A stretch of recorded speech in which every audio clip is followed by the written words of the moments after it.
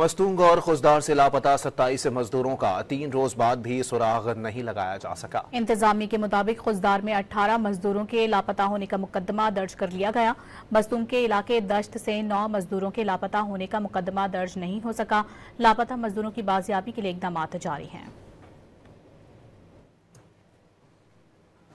मस्तूंग और खुजदार से लापता 27 मजदूरों का 3 रोज बाद भी सुराग नहीं लगाया जा सका। इंतजामिया के मुताबिक खुजदार में 18 मजदूरों के लापता होने का मुकदमा दर्ज कर लिया गया। मस्तूंग के इलाके दश्त से 9 मजदूरों के लापता होने का मुकदमा दर्ज नहीं हो सका। लापता मजदूरों की बाजियाबी के लिए इकदाम जारी हैं।